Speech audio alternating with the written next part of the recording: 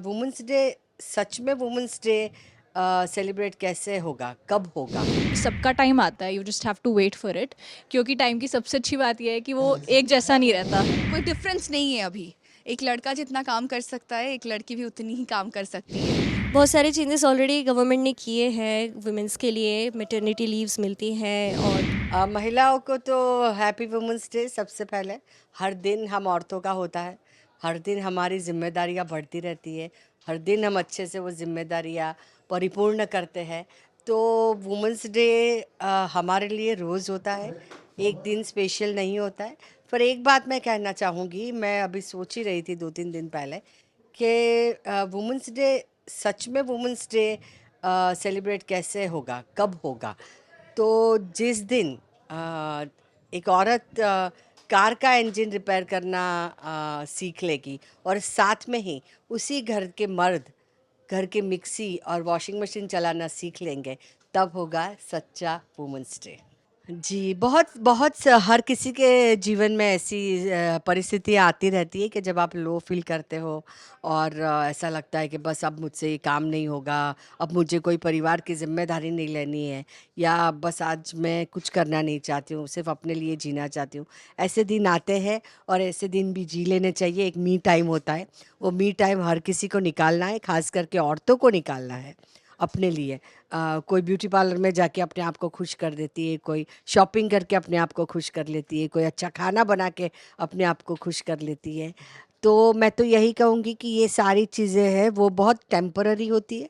अंदरूनी जो अपनी ताकत, अंदरूनी अपने विचार और अपनी जो लाइफ़स्टाइल है, उसे ही ऐसा बनाइए आप कि आप रोज़ खुश रहें और इन तरह की छोटी-छोटी जो खुशियाँ पाने की कोशिश करते हैं, उसकी ज़रूरत ही ना पड़े। महिलाओं के लिए देश में बदलाव लाने का मुझे कुछ इतना कुछ नहीं लगता है, क्योंकि काफ़ी सिचुएशन बदल चुकी है। औरतें पायलट भी बन चुकी है, औरतों ने अंतरिक्ष में जा चुकी है, तो अब कौन सा बदलाव, क्या लाना है बदलाव? बदलाव सोच में लाना है, सबको लाना है, समाज को लाना है, और वो तो आता रहेगा, धीरे धीरे टाइम लगेगा। एक ही बात मैं वही कहूँगी कि जब भी मैंने देखा है कि औरतें काम से आती है तो तुरंत अपने जूते और पर्स निकाल के सीधे किचन में घुस जाती है। और ये बात बदलाव हमें ही लाना है कि ये जिम्मेदारी सिर्फ हमारी नहीं है। घर में सोफ़ा पे बैठे हुए जो मर्द है, दूसरे लोग हैं घर में, उनको भी बोलो कि चलो आओ, मैं आ गई हूँ, साथ मिल के काम करते हैं। सारी औरतों को लीला बा की तरफ से वुमेंस डे की बहुत बहुत बहुत ढेर सारी शुभकामनाएं। Enjoy your life, enjoy your day. Thank you. ऐसे ही हार्ड वर्क करते रहे, ऐसे ही करते रहे। और अभी हमारे जनरेशन में, या फिर हमारी जनरेशन नहीं, अभी वो ज़माना ही नहीं रहा जहाँ पे हम इक्वलिटी की बात जो करते हैं कि लड़का लड़की, ये तो अभी आई होप कि 90% लोग अभी जान चुके। इट्स नॉट लाइक कि फिज़िकली कि कोई डिफरेंस नहीं है अभी। एक लड़का जितना काम कर सकता है, एक लड़की भी उतनी ही काम कर सकती है, उतना ही काम कर सकती है। So of course there is no difference between female and male. So आज के दिन हर हर मतलब हर एक प्रिटी लेडीज़, हर एक ब्यूटीफुल लेडीज़, हर एक मतलब हर एक लेडी के लिए मैं यही बोलना चाहूँगी कि जस्ट जैसे आप हार्ड वर्क कर रहे हो रोज़, वैसे ही करते रहो और लाइफ में और आगे बढ़ो। एंड या हैप्पी वुमेन्स डे। ऐसा तो रोज़ ही होता है, मुझे लगता है कि क्योंकि it's been almost 2.5 years I have shifted to Bombay. तो जब से मैं यहाँ पे अकेली हूँ, like without family, without my friends, without any buddy, तो हाँ, मुझे ऐसा ही लगता है। हाँ, मेरी I have a house help, तो जो मेरे साथ, वो भी एक फीमेल ही है, वो भी सिंगल मदर है। तो मैं उसको देखती हूँ, मैं सोचती हूँ कि वो लड़की, शी इज़ जस्ट 28, अर्चना।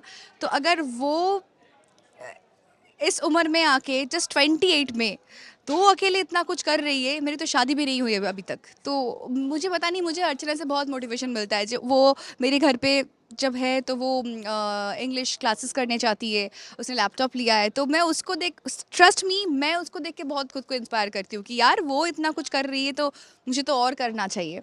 सो अगर उसने होप नहीं छोड़ा है तो मुझे तो लगता है किसी को भी नहीं छोड़ना चाहिए। Age is just number. हर किसी औरत के लिए आप 60 साल की उम्र में जाके भी बहुत कुछ लाइफ में अचीव कर सकते हो। सो जस्ट अपना काम करते रहो और अपने ऊपर ट्रस्ट रखो, दैट्स इट।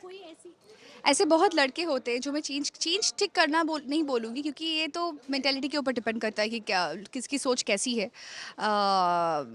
तो मेरे ऐसे 2-3 लोगों के साथ मुलाकात हुई थी, ऐसे ही नॉर्मल, तो जिनके साथ बात करने के बाद मुझे ऐसा लगा था कि अभी भी लोग ऐसे हैं जो बहुत अच्छी फैमिली से बिलोंग करने के बाद भी जिन लोगों की सोच होती है कि मेरी वाइफ शादी के बाद काम नहीं कर सकती, चाहे वो इस इंडस्ट्री में हो या फिर इंडस्ट्री के बाहर हो। ऐसे बहुत लोगों की सोच होती है कि अभी भी हम लड़की, हमारे पेरेंट्स हमें इसलिए इस जगह तक, या फिर इस जगह नहीं, किसी भी जगह तक इसलिए नहीं लेके जाते हैं कि सिर्फ शादी के बाद सब कुछ छोड़ के घर संभाले।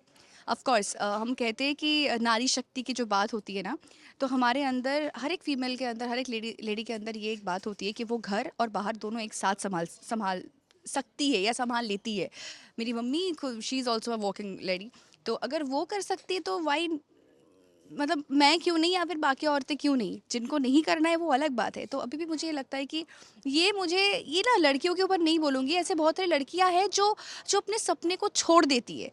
ये इसलिए मैं बोल रही हूँ क्योंकि मेरे सीरियल में भी ऐसा ही है कि करोठारी इस फैमिली से ऐसा है कि हमारे घर में किसी चीज़ की कोई कमी नहीं है, तो फिर क्यों, मतलब बहू को लगता है कि काम करने की कोई ज़रूरत, काम इसलिए नहीं होता है कि घर पे पैसे हैं इसलिए काम वो करना चाहती है। इट्स नॉट दैट, पैसे नहीं है इसलिए काम करना चाहती है। हर किसी की अपनी कुछ ख्वाहिशें होती है, ड्रीम्स होती है। क्यों घर पे बैठूंगी?